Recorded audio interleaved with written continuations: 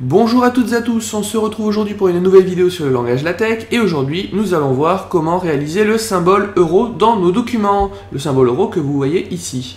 Donc ce qu'on va faire, c'est qu'on va partir d'un fichier texte de base, le plus simple possible, avec uniquement la classe de document qui ici est article, la balise de début de document et la balise de fin de document, et on va réaliser notre symbole euro. Alors pour ce faire, on peut utiliser le clavier, en tout cas ceux qui le savent, on peut utiliser la combinaison de touches suivantes, Alt-GR plus la touche E. Donc quand je dis plus, c'est qu'on reste appuyé sur la touche Alt-GR, puis ensuite on appuie sur la touche E. Si on réalise ça, ce qu'on va voir, c'est tout simplement le symbole euro ici apparaître. Cependant, si je rajoute un peu de texte pour qu'on voit bien les choses apparaître et que je compile, donc là, a priori j'ai 20 euros espace chacun qui devrait s'afficher, ce qu'on voit c'est 20 espace chacun. Il n'y a pas le symbole euro parce qu'il n'est pas interprété par le compilateur.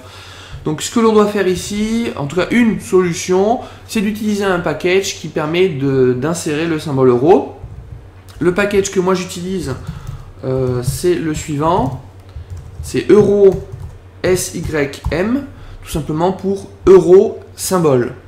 Et une fois qu'on a fait ça, on a rajouté un package, ça ne va pas interpréter et comprendre le symbole euro qui est là, mais on va pouvoir le réaliser en utilisant une commande adaptée qui a été introduite par le package, qui est la commande /euro.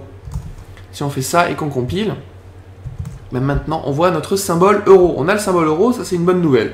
Par contre, petit souci, ce qu'on voit c'est que le symbole est attaché au mot qui le suit, alors que dans notre fichier texte, on a bien un espace ici à ce niveau-là. Donc le problème vient tout simplement du fait que la commande /euro, eh bien, elle a besoin pour fonctionner correctement qu'elle soit suivie d'une ouverture d'accolade et ainsi que d'une fermeture d'accolade.